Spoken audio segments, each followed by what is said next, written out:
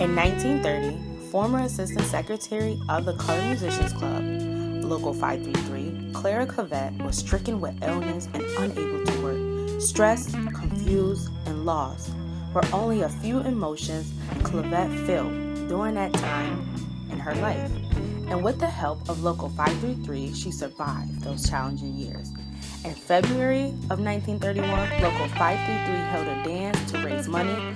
Not only did the dance proceeds help Clavette and her family, but the dance itself benefited the entire Black community. Clavette is only one of the many people that benefited from a predominantly Black organization in that area. Local 533 participated in many community service activities, such as performing locally for charitable organizations like the Young Men Christian Association, known as YMCA. Local 533 ensured that the Black community was assisted economically as well as socially by providing entertainment that relieved Blacks of the economic challenges of their day. Prior to the Civil Rights Act, 1965, Blacks had no other alternative but to be separate. In 1935, Local 533 was birthed, a musicians' union for predominantly Blacks. Local 533 made the best out of their situation and segregation by contributing to jazz and the Black culture as a whole. Post 1965, the American Federation of Musicians mandated the Whites Only Club of Buffalo, Local 43, and 533 to merge. However, forced integration between Local 43 and 533 was not as effective as intended. Once the clubs merged, the Black musicians felt they had no voice and were not able to find employment. As a result, the Black musicians maintained a separate club to find gigs to play for and continued their philanthropy work in their community and are known today as the Colored Musicians Club. When the use of Local 533, that is the musicians union prior to 1969, and when it is referred to Colored Musicians Club, then it is post 1969.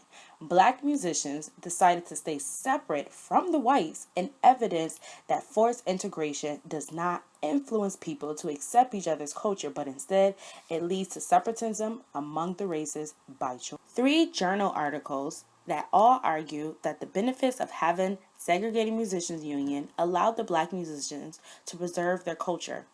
William F. Caton argued that even though club members from Local 43 and 533 had different viewpoints on the forced integration between the two clubs, ultimately, if it was not for Local 533's unique identity and legacy, the history of Black musicians would have been lost. Richard McKay wrote a journal article on the history of the Colored Musicians Club, Local 533, in 1996 that summarizes and adds new information to the previous journal articles written in 1957. Richard McKay argued that the Colored Musicians Club, Local 533, played a substantial role in preserving the traditions of Buffalo's Black culture. Lastly, Buffalo was not the only place where separate musicians occurred during the 20th century. In Pittsburgh, Pennsylvania, musician unions Local 471, Blacks Only, and Local 60, Whites Only, remained separate until 1967. And once integrated, the Black musicians' presence in the newly local disappeared. They believed the only way for Black musicians to preserve their voice was to remain separate. In San Francisco, California, Black musicians felt powerless and sued the predominantly white musicians, Local 6, and established their own musician unions in 1945. However, similar to Buffalo and Pittsburgh, San Francisco's locals were forced to merge, and Black musicians felt like they were underrepresented. Before the merge, Local 533 was financially stable and musically/culturally different. Previous member of Local 43 White Musicians Union, Anthony Piccolo, was interviewed and he pointed out a key reason why both locals were hesitant about merging. Piccolo believed that Local 533 and 43 never merged prior to 1969 because rumors had spread that Local 533 had $50,000 in the bank. Piccolo thought that Local 533 did not want to share their wealth with Local 43, whom had less income.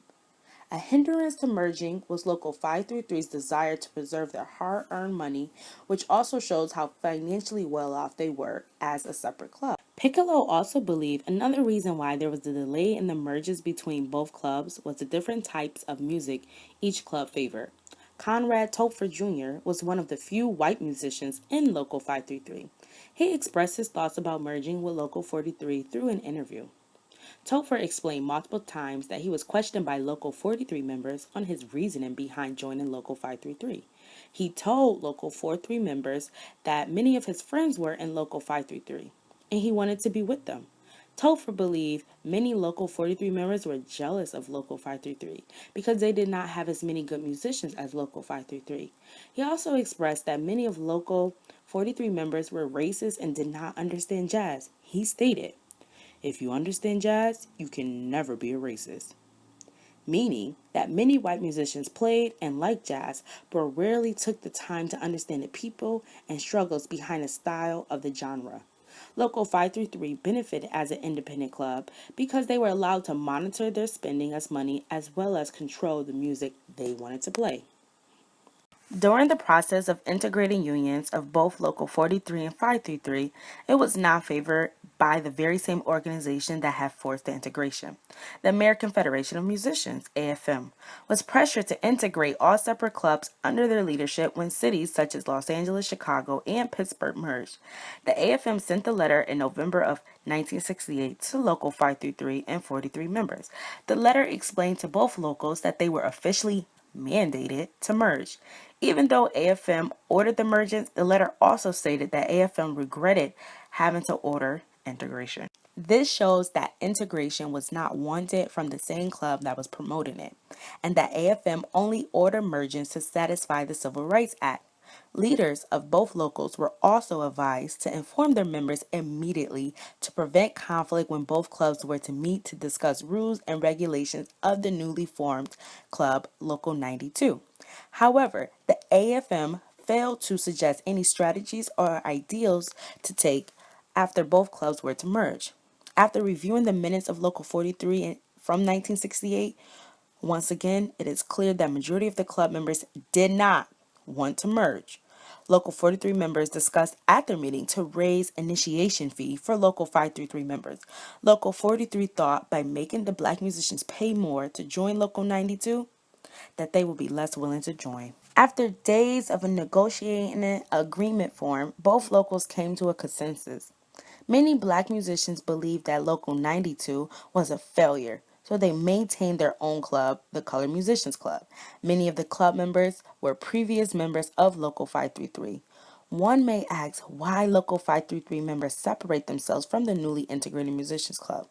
Willie J. Dorsey, a former member of Local 533, expressed his thoughts on the failure of Local 92. He believed that Local 43 members had no more electoral power than Local 533 members because they were more of them. He also felt that the integrated local was cliquish and the majority of the jobs were given to the white musicians over African Americans. Dorsey pointed out key issues with Local 92. All jobs went to the white musicians, and the black musicians had no vote or employment under the integrated local. Understanding the failures of Local 92 helps us understand why the Colored Musician Club currently remains as an organization today. After the merged local, black musicians decided to take matters into their own hands. In 1979, Local 533 bought a building and created the separate club, Colored Musicians Club, which still exists today and represents jazz as well as the memories of black musical culture in Buffalo. The club symbolizes jazz because the majority of the musicians of Local 533 specialize in playing that genre. Many memories were established in the black community about the club because it also fundraised and gave back to their neighborhood. The club was a highlight for many Afro Americans in Buffalo because of its rich history and continual support to the community. Jazz became a symbol of black culture. It displayed love, unity, and identity all in one. Many famous jazz musicians of the 1940s played in the Colored Musicians Club, and it gave local people pride in their city. The club was a place that blacks can call their own, and even after the merge, the building was still owned by black musicians. The fact that Local 533 did not sell their location with the locals combined made it possible for the black musicians to have a separate place from the white musicians and maintain their own organization's identity again. Essentially, what we can learn through Local 533's history is that forced integration is not as effective as intended. The mindset of people must change in order for integration to work. People must be willing to accept one another's differences and ensure everyone's voice is being heard. As you think about the civil rights movement, many people fought so that their voices may be heard, that their concerns, issues, and challenges will be understood. It is important for us as a people to listen the next time we disagree with someone and try to understand their point of view.